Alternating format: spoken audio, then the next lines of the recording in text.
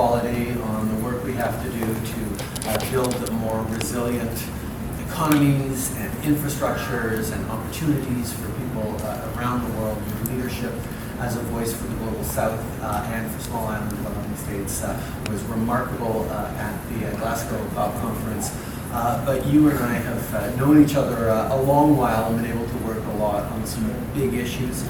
We're also really pleased to be co-chairing the UN Secretary General's Special Advocates Group on the Sustainable Development Goals. We know that those Sustainable Development Goals faced a significant setback because of COVID-19 and the global pandemic.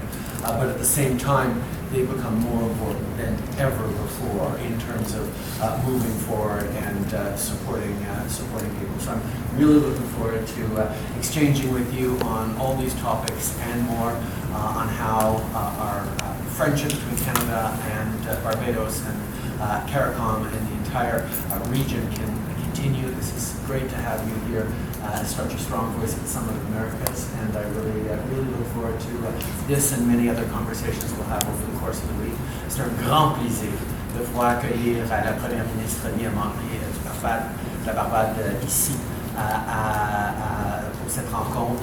On travaille ensemble sur beaucoup de grands enjeux au niveau des luttes contre les changements climatiques, au niveau de lutte contre l'inégalité mondiale, les investissements pour l'infrastructure, pour des bons emplois, de dealer avec les conséquences de la COVID-19 partout dans le monde. C'est une voie formidable qui continue à être présente dans tous les forums à travers le monde. Et nous travaillons ensemble aussi comme co-président de la campagne de l'ONU pour souligner l'importance des SDGs pour 2030. Alors nous allons continuer d'en faire partie. Très content de t'avoir ici. So happy to be with you. Merci mon frère. Je veux parler en français de la prochaine fois. Bon, c'est déjà magnifique. It's my pleasure to meet with you and to allow our relationship between our two countries to continue to grow from strength to strength. This goes back centuries. It's not something that started in the last few decades. But in addition to that, your own relationship with my country on a personal level and your father's relationship is one that we remember very, very fondly, and Canada's role over the course of Barbados' development as an independent country in the early days. That we fight these common battles now is something of great importance to us, because we recognize that as small island developing states, even though within the multilateral system we have one vote, what we don't have, regrettably, is a world order that reflects equity and reflects opportunity and possibility for the least among us, for the most vulnerable among us. And therefore, for most, they don't realize that this is a triple crisis that we've faced in the last few years. The common thread of the existential crisis of climate, we know that, we live it, we face it.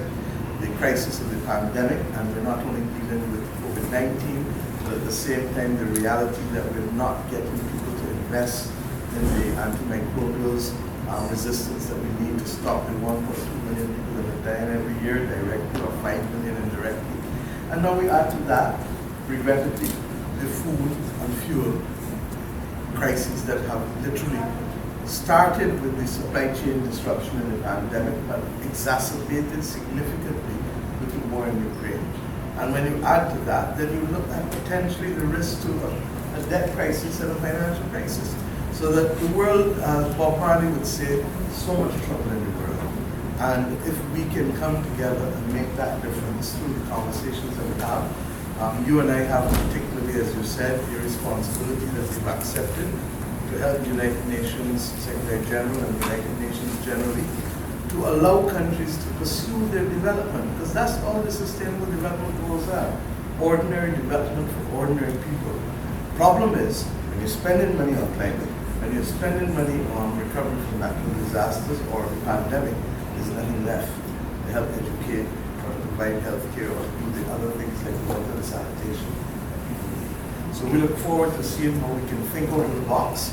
We don't expect things to change immediately, but what we expect is fairness, what we expect is transparency, what we expect is that just as we want to see people, hear people, and feel people, that we want people to see, feel, and hear us as well. So I know that Canada is a strong proponent for these values, and therefore I hope that we can build those blocks together and push others in the same direction. Thank you. Thank you. Thank you. Merci beaucoup.